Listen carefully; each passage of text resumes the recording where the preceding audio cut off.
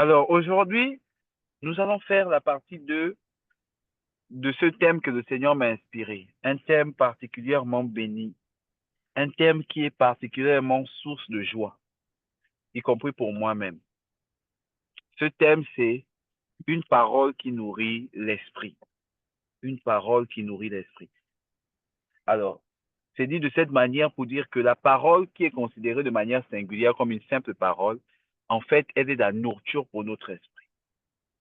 Ce matin, moi, je ne pensais pas à ça. Je ne pensais pas, dans mes prières du matin, c'est pas moi qui prie, c'est juste un rendez-vous. Donc, je vous encourage aussi au passage à avoir souvent un rendez-vous avec le Seigneur. Peu importe le rendez-vous qui va vous fixer. Est-ce que c'est 21 heures? Est-ce que c'est 10 heures du matin? Est-ce que c'est 13 heures? Moi, on m'a donné 5 heures. Donc, c'est une heure où je dois seulement me pointer. Littéralement, je dois me pointer, mais je ne sais pas si je dois prier, adorer, prier en langue, chanter, écrire. Je ne sais jamais ce que je dois faire. Tout ce que je sais, c'est qu'à 5 heures, il faut que je sois debout et que je dise à Dieu, c'est ton temps. Si tu veux faire quelque chose, c'est maintenant. Et chaque fois, il intervient. Et alors, dans son intervention d'aujourd'hui, une des choses qu'il m'a dit, c'est la lumière. Tu vas enseigner la lumière de l'esprit, parce qu'il me disait que la nourriture de l'esprit, c'est une lumière. Je dis, ah bon, c'est vrai que je ne pensais même pas à l'enseignement là. Je n'ai pas pensé au thème parce que je savais déjà ce que j'allais enseigner. Et je me suis dit, il va faire comme d'habitude. Il va me dire juste un peu au moment d'enseigner, là, pendant qu'on est en train de prier au début. Voilà ce que par quoi tu dois commencer. Je te dirai le reste au fur et à mesure que tu vas parler. Mais là, il a donné ça pendant ma prière, pendant mon temps de rencontre avec lui, pour me dire la lumière. Et je vois une lumière très brillante. J'étais à moitié endormi, vous savez, à 5 heures, on est fatigué. Je suis assis, c'est parce que juste il faut être là. Mais la lumière était tellement brillante, tellement brillante. Et je voyais l'esprit de ces enfants, donc vous, avec des lumières brillantes, comme sur votre visage, et en particulier sur le front. Très brillante, extrêmement brillante. Dieu dit, tu vas enseigner la lumière. Donc j'ai compris qu'il me disait, tu ne le savais peut-être pas, fils, mais la nourriture de l'esprit est une lumière. Donc on va étudier ensemble, vous et moi, c'est quoi que Dieu appelle la lumière. Qu'est-ce que Dieu appelle la lumière? Quand il dit, vous êtes une lumière du monde, ça veut dire quoi? Commençons d'abord par récapituler les versets où on était la dernière fois. Donc, corrigez-moi si je me trompe, hein, parce que parfois ça m'arrive de m'embrouiller. Mais on avait lu un des versets, c'était Romains chapitre 10. Et les versets, je vais prendre un des versets qu'il avait donné la dernière fois, parce que je sais que Romains 10, c'est déjà le dernier chapitre de notre thème, Affermis-toi sur la parole. Mais le verset qu'il avait donné, c'était un des versets. Où est-ce que je suis? Si quelqu'un trouve avant moi, tu peux ouvrir ton micro ou même mettre ça dans le chat. C'était quel verset là? Que dis donc? Ah oui, c'était entre les versets 14, quelque chose comme ça. J'ai oublié exactement les versets exacts. Ceux qui se souviendront, vous pouvez mettre dans le chat tous les autres. Mais un des versets, c'était verset 14 de Romains chapitre 10. Ça dit, comment donc invoqueront-ils celui en qui ils n'ont pas cru? Et comment croiront-ils en celui dont ils n'ont pas entendu parler? Et comment entendront-ils parler s'il n'y a personne qui prêche? Et comment y aura-t-il des prédicateurs s'ils ne sont pas envoyés? Selon qu'il est écrit qu'ils sont beaux les pieds de ceux qui annoncent la paix, de ceux qui annoncent de bonnes nouvelles. Donc vous vous souvenez qu'à partir de ce verset, on avait fait le lien avec l'enseignement d'avant, qui était une parole qui donne la paix, pour dire que la première chose que Dieu fait, avant de faire quoi que ce soit, il te donne la paix. Il te donne la paix. Vous voyez des paroles un peu de paix, d'amour. C'est toujours la première chose par laquelle Jésus commence, même avant d'insulter les gens dans le temple qui vendaient des choses. Et je disais à une sœur une fois que la meilleure chose que tu puisses donner à quelqu'un quand tu pries pour elle, ce n'est pas l'onction ou même les visions, c'est l'amour. Tu dois prier avec le plus d'amour que tu as pour la personne, en voulant de tout ton cœur son bien. Et tu vas lui donner le meilleur qui est en toi, seulement dans cette condition-là, pas une autre. Avec les dons, tu peux même communiquer la foi, tu peux communiquer la force, tu peux communiquer des choses. Mais la puissance qui permet de transférer de la vie d'un corps à un autre, d'un esprit à un autre, c'est l'amour. Et c'est la première chose qu'il faudra retenir. La première définition de la lumière, c'est l'amour. La première définition de la lumière, c'est l'amour. Je parlais avec une autre sœur récemment qui vivait des épreuves, on va dire sentimentales. Donc, elle a dit, elle ne veut plus entendre parler des histoires d'amour récemment. Pour vous faire un résumé rapide, j'ai insisté avec la sœur que, bon, voilà, tu vas dire à ton gars que vous n'avez pas fait la chose avant le mariage. Parce que tu es un enfant de Dieu. Il faut que vous soyez d'accord dessus. Parce que je suis un garçon, c'est comment les garçons pensent en général. Toi, tu penses qu'implicitement, il va accepter, mais mets ça au clair. Sinon, tu vas tolérer et vous allez faire des mauvaises choses. Après, tu viendras ici demander des prières à cause des portes que tu as ouvertes toi-même. Elle a donné la nouvelle et puis le monsieur lui a dit non, avec l'amour, vraiment avec amour, hein, beaucoup de calme. Bon, moi, vraiment, c'est pas mon type de relation. Tenons-nous la main. Bon, ils se sont serrés la main et puis voilà, c'est fini. Donc, le cœur était brisé et tout. Et puis, je lui dis, et puis elle disait que c'est pas croyable que l'amour blesse tellement. Elle ne veut plus d'amour parce que l'amour blesse trop. Je lui dis, ce n'est pas l'amour qui blesse. C'est l'incomplétude en nous. C'est notre charnel qui blesse. L'amour, au contraire, guérit. Et l'amour vrai, lorsqu'il arrive dans un homme, il va te faire du mal. Pourquoi? Parce qu'il y a une nature en toi qui n'aime pas cet amour. C'est la preuve que tu ressens de l'amour vrai pour la personne. Et là, elle m'a répondu du genre, quoi? Tu es un expert en amour maintenant parce qu'elle sait que je suis un célibataire endurci. Pardonnez-moi. Donc, elle m'a dit ça m'a fait rire. Après, donc, elle m'a dit ça dans le sens de la moquerie. Et puis, je lui ai dit, justement, je ne peux pas prier comme je prie, avec les exaucements que Dieu me fait, si je ne suis pas un expert en amour. Si je n'aime pas les gens, ne crois pas que Dieu va faire quoi que ce soit à un certain degré avec moi. Non. Tu ne peux pas faire certaines choses sans amour. Et Paul dit dans sa parole, si tu fais quelque chose sans amour, cela ne vaut rien. La lumière du monde, ton premier nom, il faut qu'on le retienne, c'est d'abord l'amour. L'amour, c'est la vue de Dieu. Si vous vous demandez pourquoi est-ce que Dieu, lorsqu'il voit nos péchés, il ne nous punit pas, c'est parce que les yeux de Dieu ne voient pas comme nous. Nos yeux jugent. Les yeux de Dieu sont miséricorde et pardon, comme disait Jésus. C'est pour cela, les yeux de Dieu triomphent du jugement que nous sommes censés recevoir. Donc, la première lumière, c'est d'abord l'amour. Et où est-ce qu'on apprend cet amour-là? C'est dans la parole. C'est la parole qui va t'enseigner comment aimer. La parole va faire deux choses. La première chose qu'elle va te montrer, c'est l'amour de Dieu. Elle va te faire réaliser que l'amour de Dieu n'est pas ton amour. C'est la première chose. Deuxième chose qu'elle va te faire réaliser, c'est que pour un être humain comme toi et moi, l'amour n'est pas un sentiment, une émotion, comme je disais à mon ami, c'est une décision. Quand tu dis telle personne, je veux son bien, quand tu dis je prends la décision que quoi qu'il arrive, je prends son bien, cette décision-là s'appelle l'amour. Amour, c'est quoi qu'il arrive, je pardonne. Quoi qu'il arrive, je supporte. Quoi qu'il arrive, je garde le lien. Quoi qu'il arrive, je lui fais du bien. C'est ça l'amour. C'est une décision pour nous. Pourquoi? Parce que dans notre chair, il n'y a pas d'amour. Intervient alors quelqu'un qui vient nous aider grandement. On l'appelle comment? Le Saint-Esprit. Le Saint-Esprit. Il descend dans nos cœurs. Qu'est-ce qu'il fait dans Romains 5,5 pour ceux qui le savent? Il répand l'amour dans nos cœurs. Il répand l'amour dans nos cœurs. Il descend et il répand son amour. Et notre cœur, c'est quoi? C'est un mélange entre deux choses. C'est la frontière entre l'âme et l'esprit. Je l'ai déjà dit, mais ne verrez pas ça comme ça. Dites pour l'instant, dites que votre cœur, c'est votre esprit. C'est plus simple pour ce que je vais enseigner maintenant. Je vais récapituler donc. La première définition de l'amour, de la lumière, c'est l'amour. L'amour est la vision de Dieu. C'est-à-dire, si tu veux savoir comment Dieu voit les choses, il faut aimer. Et quand tu aimes, tu sais comment Dieu voit les gens. C'est pour ça que, vous voyez dans le prophétique, certains ont déjà eu à affronter ça, le côté du prophétique où il y a des paroles qui vous font peur. Les Chloé ont vécu ça hier là-bas. Peut-être ils avaient un peu peur. Qu'est-ce qui fait que, en entendant des paroles dures, lorsque moi j'interprète, je parle d'amour? C'est parce que je n'interprète pas ça avec des dons. Je n'interprète pas ça avec une sorte de livre de recettes. Je l'interprète avec la décision que j'ai prise de me fonctionner toute ma vie comme Dieu et d'aimer les enfants de Dieu comme Dieu. Et ça me permet de voir les enfants de Dieu comme Dieu les voit et de comprendre dans ce qu'il dit, qu'est-ce qu'il dit en réalité. Et juste après, maintenant, les dons interviennent pour ajouter un peu plus de précision qui, quand tu dis à la personne, dit, oh, comment tu sais ça?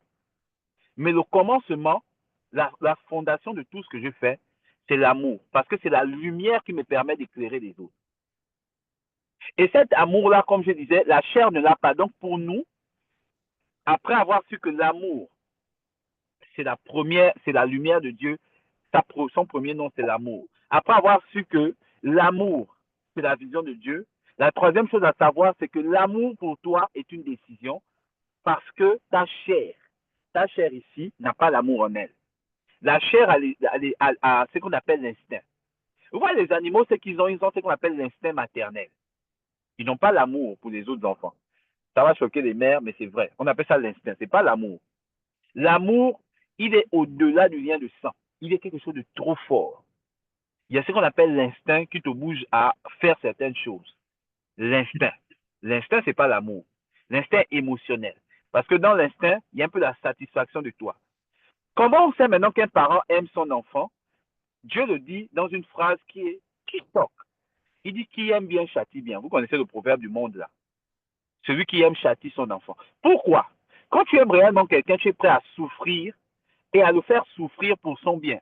Parce que quand tu aimes, ce n'est pas une émotion, ce n'est pas quelque chose qui va forcément te faire du bien dans les sensations, mais c'est comme une vision, une destination qui est plus grande que toi. C'est un sacrifice. C'est pour ça qu'on sait qu'un parent aime réellement son enfant quand il est prêt à supporter le châtiment de son enfant et de dire que c'est la bonne chose pour lui. Parce que tous les parents qui sont là, je sais qu'aucun ne va dire le contraire. Aucun ne supporte, même lorsqu'il châtie lui-même son enfant, de voir son enfant souffrir. Il le fait à contre-cœur. Oui, les parents font ça à contre-cœur. Parce que, en tant que parent, l'instinct veut le bien de l'enfant. Ton instinct veut qu'il soit toujours bien.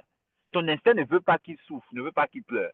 Mais si tu es capable de briser ton instinct pour dire que là, la chose qu'il faut, c'est qu'il soit puni, parce que plus tard, je ne serai pas là, ça, c'est l'amour.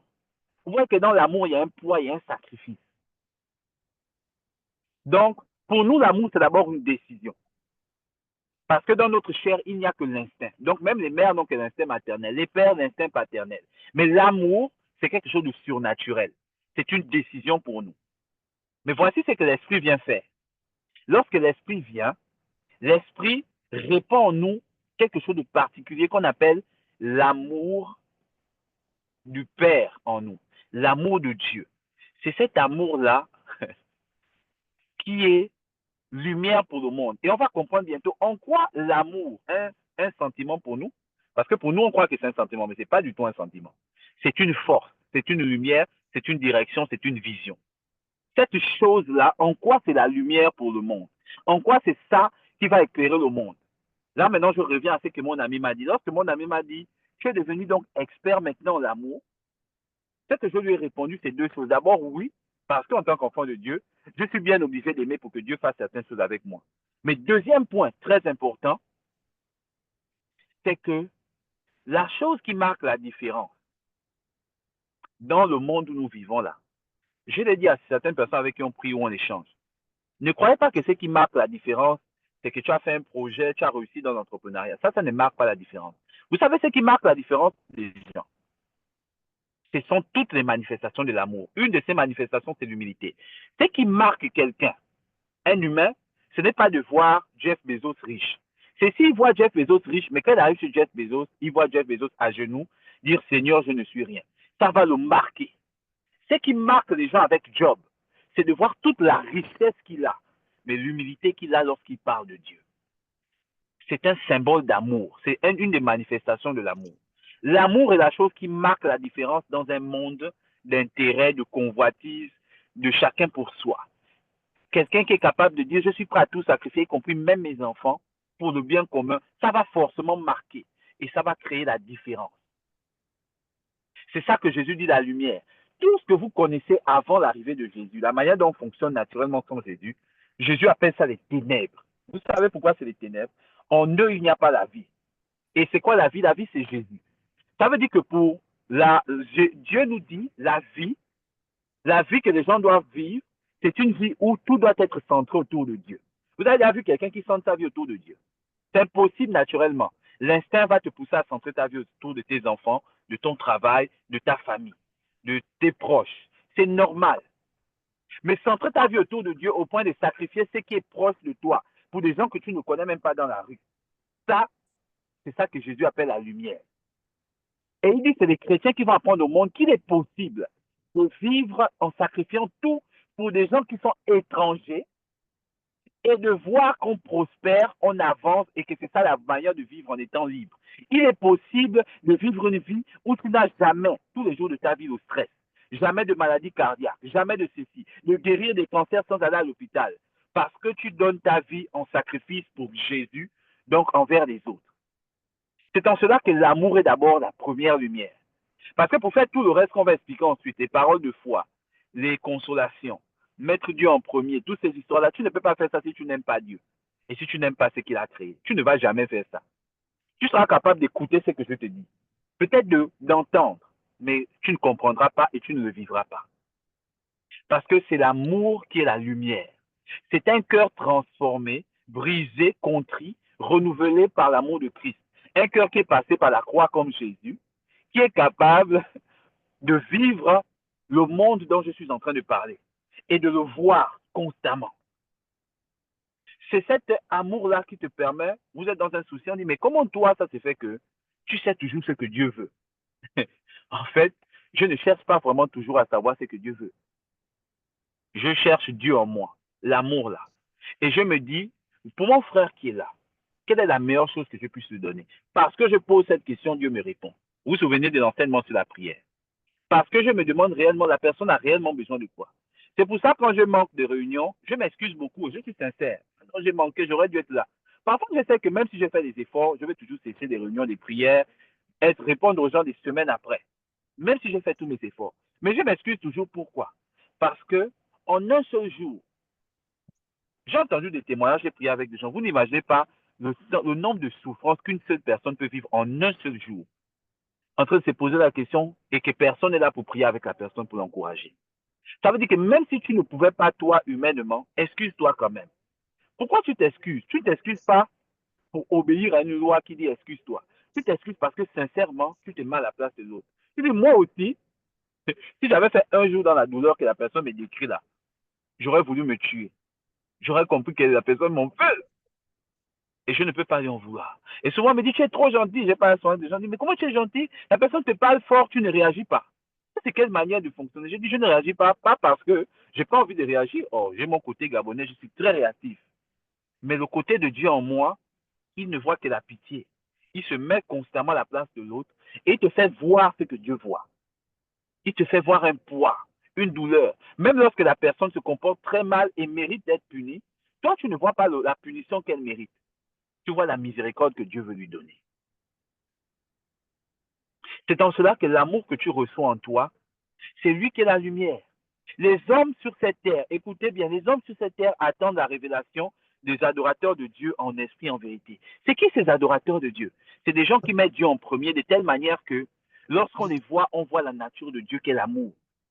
Le monde souvent te dit, ah, tel collègue, ah, il dit, mais la sœur Jackie, vraiment, elle est toujours gentille, elle apporte les cafés à tout le monde. Tel est comme ça, tel est comme ça. Parce qu'elle dit, toute ma vie, personne ne s'est jamais posé même la question, est-ce que je vais bien? La sœur ici, elle m'apporte au café, elle est même venue me visiter, elle m'invite au groupe de prière, elle fait ceci. C'est ça qui marque la différence. Vous pensez que c'est les prières des prophéties? Non. Il voit quelqu'un qui prend à cœur sa situation, il dit, mais ma propre famille ne prend pas à cœur ma situation. Mais cette femme-là, qu'est-ce qu'elle a en elle? Le Saint-Esprit, l'amour. C'est lui qui change et qui pousse les gens à faire ce qu'ils font. Et quand tu te comportes comme ça, tu penses que Dieu fait quoi?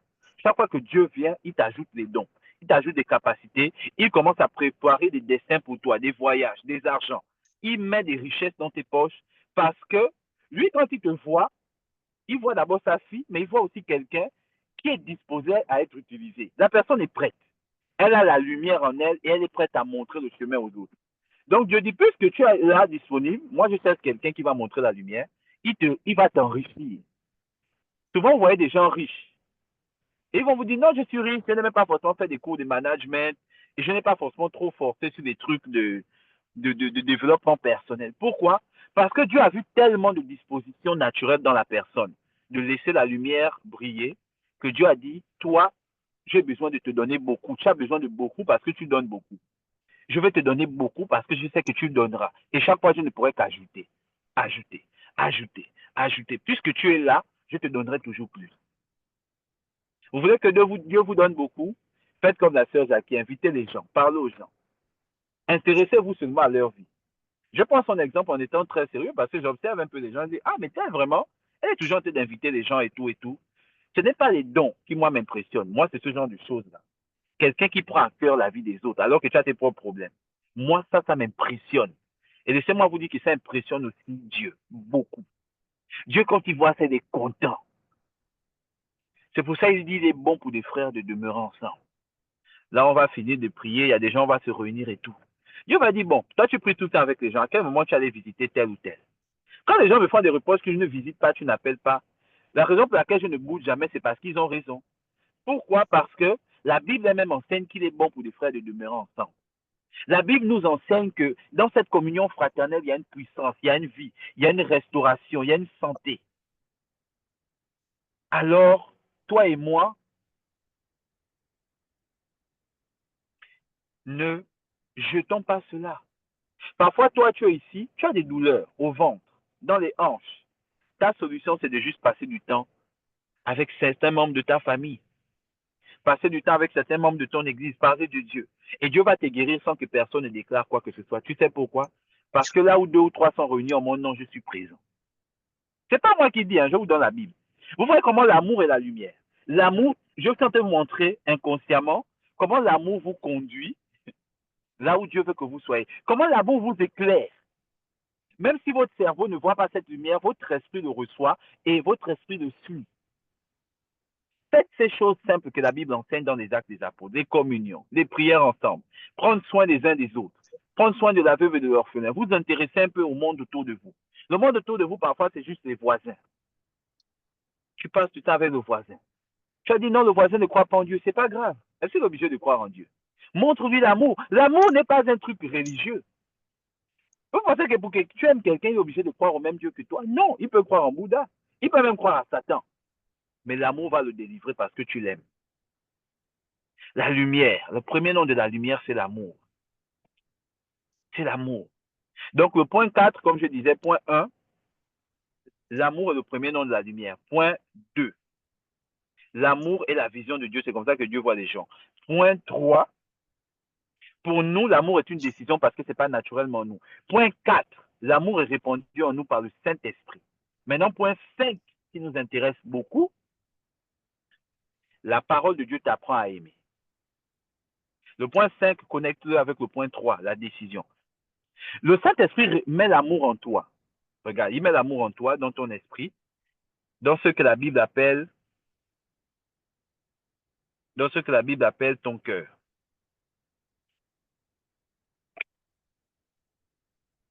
Donc, il met l'amour en toi, dans ce que la Bible appelle ton cœur, dans ton esprit. Mais c'est la parole qui va te montrer avec des actions concrètes qu'est-ce que tu dois faire pour manifester cet amour de Dieu. Donc, vous pouvez par exemple lire Ésaïe 58 qui parle du jeûne qui plaît à Dieu. Quand vous allez lire là-bas, vous n'allez même pas voir, on parle de prière ou on parle des heures de prière. On est seulement en train de dire, prends soin des gens, fais ceci, fais cela. Vous voyez que l'amour est le jeûne qui plaît à Dieu aussi. Qu'est-ce qui est maintenant donc à comprendre? La parole de Dieu va faire quelque chose pour ton cœur, c'est-à-dire ton homme intérieur. La parole de Dieu fait grandir ton homme intérieur, de telle manière qu'il soit de plus en plus capable de recevoir l'amour et de le donner. De plus en plus capable de faire quoi? D'en recevoir et de le donner. Parce que le Saint-Esprit répand, mais c'est par ton cœur que tu dois le recevoir. Et c'est par ton obéissance à Christ que tu dois le donner aux autres. Le donner aux autres, c'est ce qui est l'équivalent de Dieu quand il dit que vous êtes la lumière du monde. C'est-à-dire, tu montres cet amour aux autres hommes afin qu'ils voient comment Dieu veut que nous vivions sur terre. Donc, c'est cet amour-là que le Seigneur va, c'est cet amour-là que le Seigneur va nous demander. Un instant.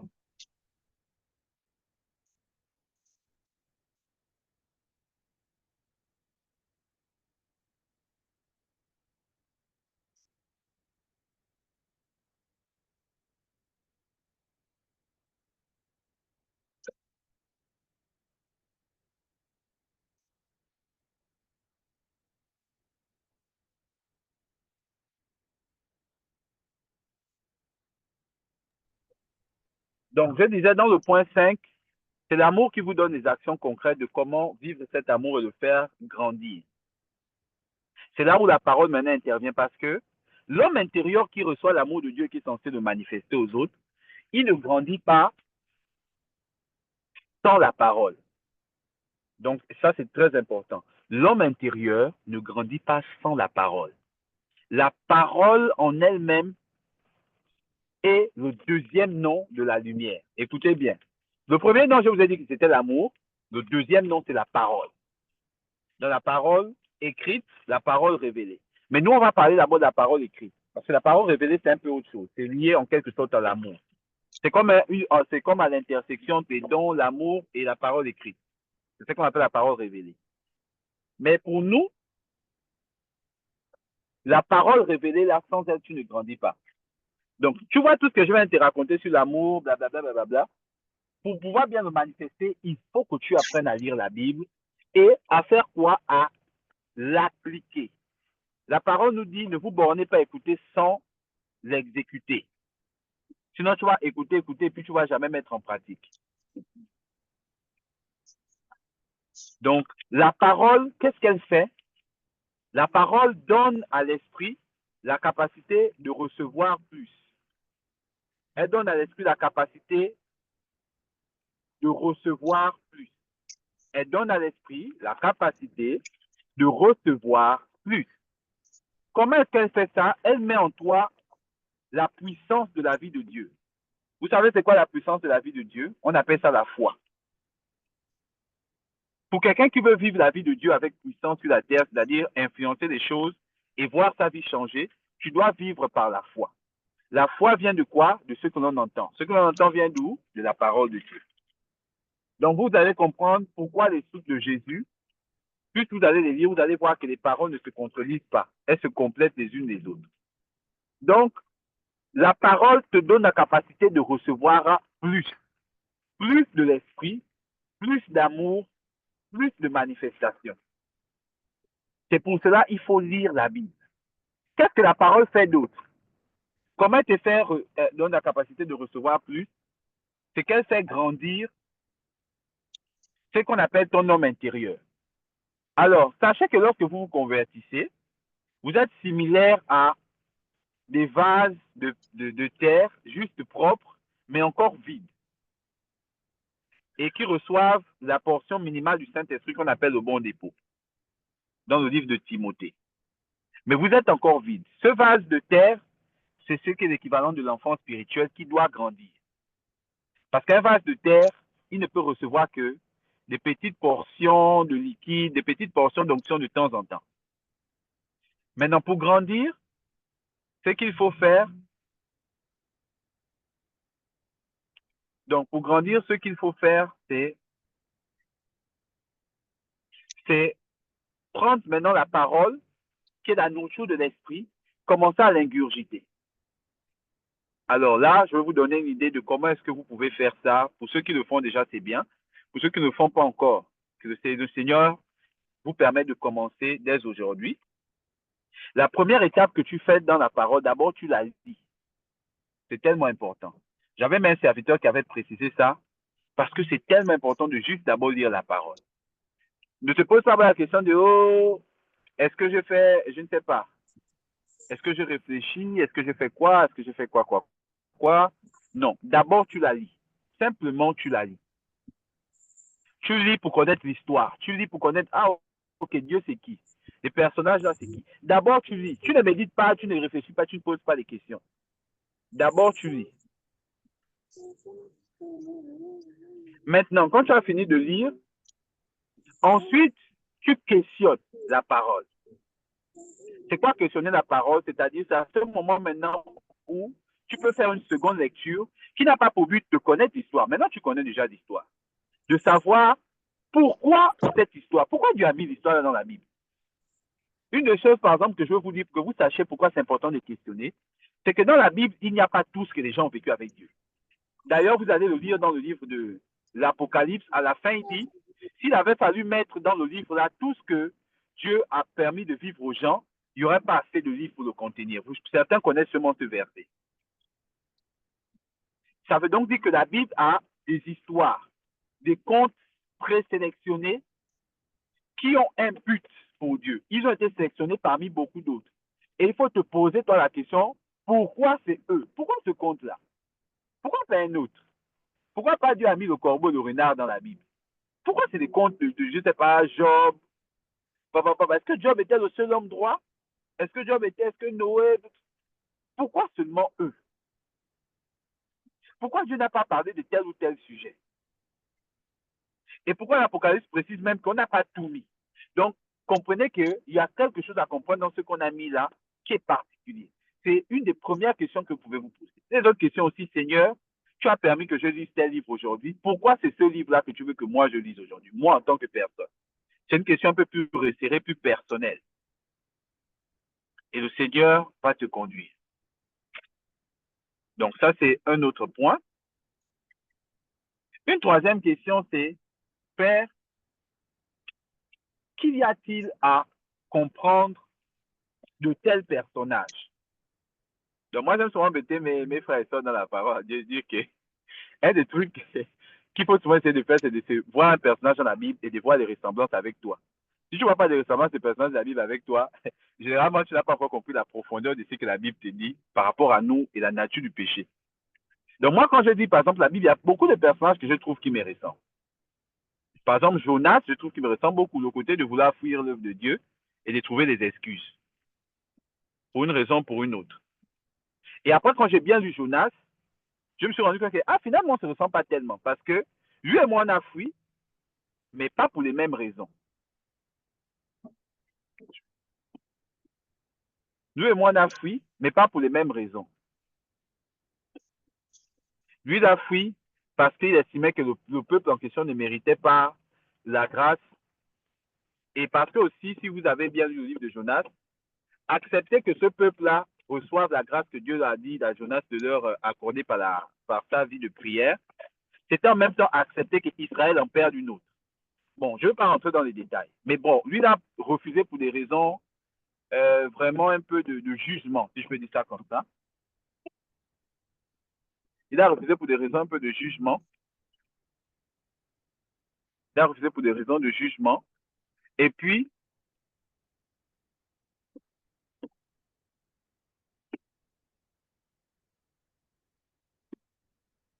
comment on appelle ça?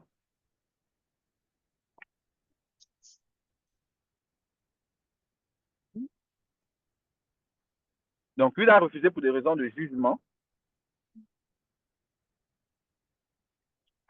Si, mais à un instant, je vais faire quelque chose, j'arrive.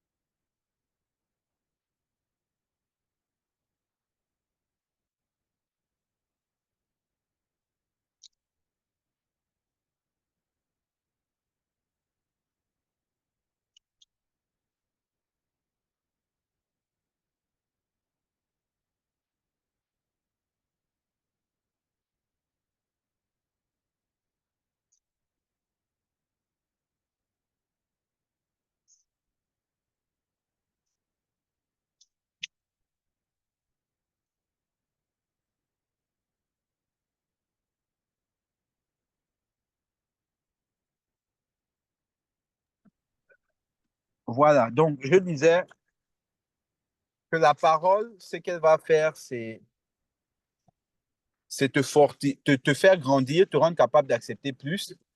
Et que lorsque tu la lis bien, tu vas normalement trouver aussi des similitudes avec les autres. Je ne vais pas rentrer dessus parce que ce n'est pas le thème, mais une des choses qui fait beaucoup grandir ton esprit, c'est-à-dire ton cœur, c'est d'être capable de voir dans la Bible et de dire, quand je vois Adam là, je vois la même chose que moi aussi j'aurais pu faire. Vous savez, moi, ce qui me surprend souvent, les enfants de Dieu, on dit, ah non, tel gars dans la Bible, c'est un gars méchant. Je dis, c'est parce que tu n'as pas bien lu. Si tu lis bien, tu vas trouver les mêmes points que nous les humains d'aujourd'hui. On n'est pas différents. Même nous qui avons le Saint-Esprit. Et si tu es capable de voir la similarité avec ces gens-là, tu vas comprendre que la même solution que Dieu a trouvée pour la personne là s'applique à toi. C'est un exemple de comment la Bible me fait moi-même personnellement grandir. Je vous ai donné l'exemple de Jonas. Après, on m'a donné des similitudes avec d'autres rois d'Israël, des bons et des mauvais. J'insiste, des bons et des mauvais, pas seulement des bons. Il y a un pasteur qui expliquait une fois là que nous, notre problème, c'est qu'on a trop de syndrome du héros. On croit toujours que nous, c'est les bons et que les gens de la Bible, c'est les mauvais exemples qui sont particulièrement éloignés de nous. Alors que si tu te regardes avec les yeux de l'esprit, tu ne vas pas voir de différence entre lui et toi. Et la Bible va te permettre de dire que, ah, comment est-ce que je supporte, par exemple, un péché de cupidité? Tu trouves un personnage dans la Bible qui était cupide. Tu dis que, ah, le Seigneur m'a dit que j'étais cupide par un prophète. Est-ce que je suis vraiment cupide? Il va dire l'histoire d'un personnage cupide. Et là, tu vas commencer à dire, mais oh, c'est lui qu'on dit qu'il était cupide, mais tout ce qu'il a fait, c'est ça. Moi, j'aurais même fait pire. Et là, tu te rends compte que, mes seigneurs, mais donc je suis vraiment cupide. Si je me base sur ce que je vois là, lui, tu dis qu'il est cupide. Et moi, j'aurais fait pire que lui. Moi, j'aime souvent dire qu'en termes d'obéissance, je respecte les gens de l'Ancien Testament. Je vais vous dire pourquoi. Je prends l'histoire d'Élie souvent en exemple. Quand on a envoyé le prophète Élie chez la femme veuve qui lui restait un seul repas avec son enfant, les deux étaient déjà rachitiques, quasiment morts. Ils se sont dit, on va prendre au moins un dernier repas et puis on va mourir. Et que moi, Dieu m'envoie et dit, tu vois la femme là qui manque de tout. Toi, tu as ma puissance, tu as mon onction, tu as la capacité de déclencher les pluies et les arrêter, d'arrêter des choses, de faire ceci, des trucs de ce genre. Mais toi, tu vas aller dire à la femme là de te faire une offrande à toi, à moi. Moi, j'ai déjà tout. J'ai Dieu avec moi. Et je demande à quelqu'un qui n'a plus rien de me faire l'offrande à moi. J'ai clairement dit que moi, même si j'étais dans l'histoire de la Bible, j'allais dire, va des rétro Satan, même si c'est toi Dieu, je ne fais pas ça. C'est une manière de dire que, est-ce qu'on comprend pourquoi les livres qui sont dans la Bible sont sélectionnés? Laissez-moi maintenant vous dire un mystère. Qui que tu sois aujourd'hui, tu trouveras au moins un personnage dans la Bible qui a tes qualités et un autre personnage dans la Bible qui a tes défauts. Qui que tu sois aujourd'hui, qui que tu sois, tu vas trouver au moins un personnage. Si tu ne trouves pas, soit tu n'as pas cherché, soit tu as le syndrome du héros. Tu crois que toi, tu fais tout bien. C'est un piège. La Bible est claire. Si vous croyez ne faire de mal à personne ou quelque chose comme ça, je ne sais plus le verset, vous vous abusez vous-même. Je pense que c'est dans Galates. Alors, attendons, on va chercher. C'est Galates 6. C'est dans Galates chapitre 6. Je vais vous donner le verset, comme ça vous allez voir que ce n'est pas moi qui exagère. Galates chapitre 6. Et on va bientôt finir avec donc ce point 5 là. Et laisser le Seigneur finir l'enseignement numéro 3. Galates chapitre 6 nous dit ceci, au verset 3. Vous avez d'autres versions. Moi, je vais prendre 8 secondes. Vous pouvez lire une version, c'est pas ma Bible du semeur, si vous voulez. Ça dit si quelqu'un pense être quelque chose. Écoutez, en plus, il dit ça dans les mots que nous on connaît. Hein, des mots des Ivoiriens. Tu penses à quelque chose, tu n'es rien. C'est quoi? Que tu es quoi? Tu vois des mots comme ça. Dit, si quelqu'un pense être quelque chose, ça veut dire, si tu penses avoir ne serait-ce même qu'une chose qui te donne une sorte de valeur à l'extérieur de Dieu, alors qu'il n'en est rien, tu t'abuses toi-même. Lisez encore, Galates 6, verset 3. Si quelqu'un pense être quelque chose, quoi qu'il ne soit rien, il s'abuse lui-même. Si tu ne trouves pas personne dans la Bible avec qui tu trouves une de tes qualités ou une de tes défauts, un de tes défauts, tu es en train de t'abuser. Tu t'abuses beaucoup, mais tu ne réalises pas. C'est en cela que je dis la parole est le deuxième nom de la lumière, après l'amour. La parole écrite là va te permettre de réaliser là où tu es réellement, comme un miroir. La Bible dit, nous contemplons tous à visage découvert comme devant un miroir. La magnificence de Christ. Mais quand tu vois la magnificence de Christ là, tu vois aussi à quel point toi tu es petit. Chaque fois que je me suis retrouvé par la grâce de Dieu dans sa présence, façon je me suis regardé comme ça, j'ai dit, je n'ai même pas envie de me regarder. Comparé à lui, je ne me vois pas. Je dis, est-ce que je mérite même d'exister? Est-ce que tu es déjà arrivé à un point où tu te regardes et tu dis, est-ce que je mérite même face à la présence de Dieu? Quand tu te vois comme ça, c'est plus facile pour toi de pardonner les autres, d'être moins impulsif, moins colérique, moins jugemental. Je ne sais pas comment on dit en français. Avoir moins de jugement. Eh Seigneur, j'ai perdu même le mot. Pardonnez-moi.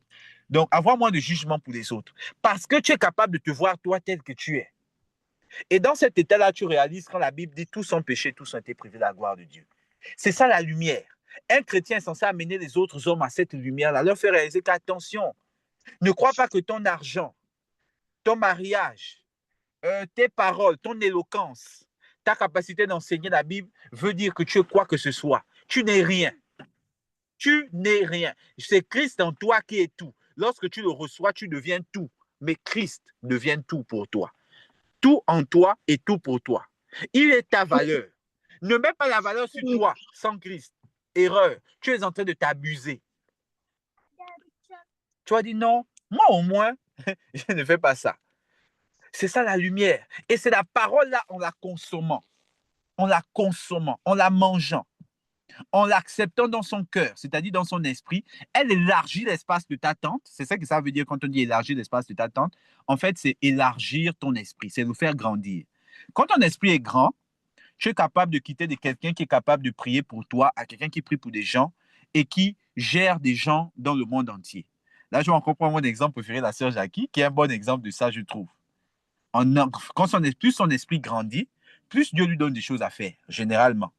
Et plus Dieu lui donne la capacité de faire ces choses-là. C'est ça que ça veut dire. Élargir donc sa tente, c'est faire grandir son esprit. Quand ton esprit grandit avec toute la destinée qui est en toi. Elle fait grandir tes dons. Tout ce qui est pour toi, elle fait grandir tes possessions. Tout va grandir. Ça ne peut pas rester petit. Quand tu élargis ton esprit, tout s'élargit en même temps. Peu importe les obstacles que tu vas voir, ça va s'élargir. Donc, prends cette parole-là, nourris-toi d'elle. Parce que la parole, quand tu la manges, elle produit dans ton esprit ce qu'on appelle la lumière du monde. C'est en cela donc que Dieu dit, vous êtes aussi le sel. C'est quoi le sel? Le sel, c'est ce qui donne le goût. Ça veut dire que quand Dieu regarde la terre, qu'est-ce qui lui donne du plaisir sur la terre? C'est la lumière du monde qu'il y voit. Les chrétiens, c'est toi, c'est moi. Les gens qui montrent la lumière aux autres et qui vivent eux-mêmes conduits par cette lumière-là. Ce qui touche Dieu, ce n'est pas ce que tu as accompli. Ce qui touche Dieu, ce n'est pas ta prière en langue. Ce qui touche Dieu, ce n'est pas les miracles que j'ai faits ou que tu as vu à déclarer. Ce qui touche Dieu, ce n'est même pas seulement les témoignages. Est-ce que au travers de ce que je fais maintenant, Dieu peut venir dire que j'ai vu quelqu'un avec qui tu es parti, vous avez pris du temps, la personne est quittée de tel point à tel point, elle est capable de maintenant me voir un peu plus, qui est capable de voir la lumière au travers de toi et de marcher selon cette lumière. Quand Dieu va descendre sur terre, quand il va me juger, au jour du jugement dernier, même si je sais que j'irai au ciel, mais les choses qu'il va me reprocher, même quand j'irai au ciel, les choses qu'il va me poser comme question, ce n'est pas les miracles, ce n'est pas même les enseignements que j'ai fait là. C'est est-ce que parmi vous, il va trouver quelqu'un qui, à cause de quelque chose que j'ai dit, est passé d'un point A à un point B, a accédé à une grâce que Dieu avait réservée, a accédé à une connaissance de Dieu plus élargie, est capable de connaître Dieu plus profondément. C'est tout ce que Dieu voit. C'est-à-dire que tout ce que j'ai fait là, c'est comme le vent. C'est la raison pour laquelle ce n'est pas les mots que je vais dire ou les versets que je vais citer qui sont importants. C'est qu'on va regarder. Est-ce que mes âmes sont dans un endroit, lorsqu'ils se connectent dans ce groupe, où on prend soin d'elles, où on s'intéresse à elles, où on s'intéresse à leur croissance, où on leur donne le meilleur, où tu leur donnes du partiel, une prière à gauche, à droite. Ça veut dire que même si tu es dans des mouvements, c'est mon cas maintenant, je veux que quand tu enseignes, tu donnes ton meilleur. Tu dois être concentré à 100% sur tout ce qui se passe spirituellement pendant que tu parles. Est-ce que quelqu'un a une douleur à la hanche? Est-ce que quelqu'un a un truc ici? Donc, parfois, je dis des choses, c'est des choses que je vois ou que je ressens. Mais je le mets dans l'enseignement comme si de rien n'était. Pour dire à quelqu'un que tu ne crois pas que Dieu ne t'a pas vu. Et Dieu te voit et Dieu te guérit au nom de Jésus. Mais parce que c'est ça qui est important. Ce n'est pas les mots. Et j'espère que ici, quelqu'un sait que ce n'est pas ça. Quand tu vas sortir, ce n'est pas le fait d'être capable de dire, non, le frère a enseigné ça maintenant, je connais, je ne sais pas quoi, la science analytique de tel verset. Je connais comment faire telle figure de style. Je peux maintenant expliquer à quelqu'un la profondeur de tel verset. Ce n'est pas ça que Dieu veut. Dieu veut que tu comprennes pourquoi il est réellement mort et ressuscité, qu'est-ce qu'il veut que tu donnes à ton voisin? Cet amour, cette parole qui donne la vie. Ton voisin se pose des questions sur son destinée. Tu dis, mais oh, mais il a la Tesla. Il a une belle femme et de beaux enfants. Mais qu'est-ce qu'il pourrait avoir besoin? Il ne sait pas quoi faire. Il sent un vide en lui. Il a besoin de quelqu'un qui lui dit, Dieu t'aime. Tu vois le projet que tu as eu à cœur de tout laisser pour faire l'orphelinat? C'est Dieu qui l'a mis dans ton cœur. Vas-y, vas-y. Et il commence à pleurer. Parce que la Bible dit la terre attend la révélation de ceux qui adorent réellement Dieu. Ceux qui laissent réellement Dieu faire tout ce qu'il veut faire. La terre, ton voisin là, malgré son bruit, l'autre qui fait la magie, l'autre qui fait ceci, l'autre qui t'insulte, l'autre qui allait t'accuser que tu as garé si c'est où, l'autre qui vient faire si c'est quoi, l'autre qui essaie de faire du désordre, d'accuser tes enfants. Tous ces gens-là, ils attendent la révélation des adorateurs. Quelqu'un qui viendra lui donner quelque chose de la part de Dieu. Il attend, mais il ne sait même pas comment le demander, il ne sait même pas comment formuler cette chose qu'il attend.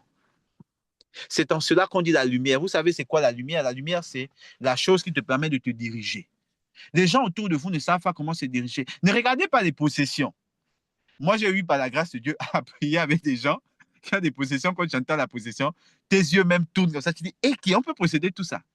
Mais la personne souffre. Si vous imaginez la souffrance, vous allez dire que non, il ne peut pas, il souffre. Et la chose qui souhaite le plus quand il t'écrit pour t'appeler, c'est que tu parles de Dieu avec lui. Il est heureux de parler de Dieu avec toi. Ah! Donc, moi, je néglige que j'ai Dieu. Je dis souvent que les poches sont vides. Alors que, pour lui, s'il pouvait même te donner tout ce qu'il a, juste pour que tu lui parles de Dieu 2 minutes, il va le faire. Parce qu'il trouve quelque chose dans le Dieu que toi, tu négliges là. Il a cherché pendant longtemps. Il attendait. Il disait, mais je sens un vide. Mais j'ai tout. Pourquoi je ne suis pas heureux? J'ai tout. Je ne sais pas. J'ai tout. Il essaie de tout faire, toutes sortes de choses. Et là, beaucoup vont tomber, par exemple, dans des passions bizarres. Ils vont aller faire des orgies. Pour certains qui ont beaucoup d'argent, là, ils font des choses bizarres. Vous allez voir des gens qui font des orgies. Jésus va te dire, je vois un peuple perdu qui pleure. L'homme a été créé par Dieu à l'image de Dieu. De la même manière qu'un poisson doit être dans l'eau, l'homme doit être constamment dans la présence de Dieu. Chaque fois qu'il sort de la présence de Dieu, il sera vide, fatigué. Il sera conduit par des passions. Il va chercher toutes sortes de passions pour essayer de combler le vide de l'absence de Dieu. Et Dieu dit, je vous envoie, vous, comme des agneaux, au milieu des loups. Maintenant, laissez-moi vous dire une révélation. Dans ces loups se cachent des agneaux. Derrière ces loups se cachent des agneaux. Des agneaux qui ont besoin d'être sauvés. Quand tu vas aller vers eux, ils vont essayer de te mordre. Dieu dit continue, continue, continue. Je te protège par le sang de Jésus. Chaque blessure qu'ils vont t'infliger, je la fais guérir parce que par ces meurtrissures, vous avez été guéris. Continue. Et là, tu vois le masque de loup qui tombe. Tu vois l'agneau caché derrière la peau du loup qui disait, je cherchais un berger. Je ne voulais pas être un loup solitaire. Je cherchais un berger. Mais je ne savais même pas comment est-ce qu'on dit le mot berger. Je ne savais même pas moi, j'avais droit à un berger. Je ne savais même pas que c'était de ça dont j'avais besoin. Mais en moi, je sentais un besoin que j'aimerais juste pouvoir m'allonger, quelqu'un qui vienne me caresser les poils. Vous voyez, les loups, à la fin, c'est juste des chiens sauvages. Peut-être ça vous donnerait une meilleure image de quand on dit je vous envoie comme des agneaux au milieu de nous. Vous, vous êtes déjà des agneaux. Je suis déjà un agneau. On a déjà été sauvés. Mais les autres qui sont encore des loups dehors, là, ils cherchent, ils attendent. Ils attendent quoi? La lumière. Cette lumière viendra d'où? De quelqu'un qui a grandi dans son esprit. En comprenant ces 5 étapes que je vais encore résumer pour conclure. 1. Le premier nom de la lumière, c'est l'amour. Le premier nom de la lumière dont Dieu nous parle. Quand il dit tu es lumière du monde, c'est l'amour. Tu es celui qui montre aux autres hommes sur la terre comment aimer comme Dieu, comment ramener le règne de l'amour de Dieu qui était là avant qu'il ne croque le fruit. 2.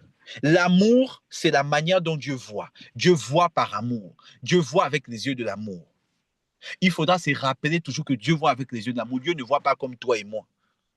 3. L'amour pour toi et moi est une décision parce qu'elle n'est pas dans notre chair. Et la chair est le mélange de l'âme que tu as et du corps. l'amour n'est pas dedans. Donc, nous, pour vivre l'amour, on doit le décider. Alors, qu'est-ce que le Saint-Esprit fait pour nous aider, sachant qu'il essaie de nous faire vivre l'amour avec les tables de la pierre de Moïse, on n'a pas réussi. Il descend dans nos cœurs, point 4, il répand l'amour de Dieu. Pas l'amour des hommes, l'amour de Dieu qui supporte tout, qui pardonne tout, qui reste constant, qui veut le bien à tout moment, qui n'abandonne pas l'autre. Et 5, le point central de notre enseignement, le deuxième nom de l'amour, c'est la parole. Et cette parole fait grandir l'esprit. Cette parole fait plusieurs choses que je vais encore citer. Ça, c'est comme les sous-points du point 5. Premier sous-point, la parole dispose ton esprit à recevoir plus d'amour. 1, dans un point A plutôt du point 5, la parole dispose ton esprit à recevoir plus d'amour. Point B, qui est la suite du point A, la parole dispose ton esprit à en déverser plus d'amour à l'extérieur. Donc, faire plus d'actes d'amour à l'extérieur. La parole de Dieu. C'est la parole fait croître ton homme intérieur. Entre guillemets, ton cœur. La parole, point C du point 5, fait croître ton homme intérieur. Fait croître ton homme intérieur, ou autrement dit, ton cœur. Donc, ton homme intérieur, c'est celui qu'on appelle ton cœur.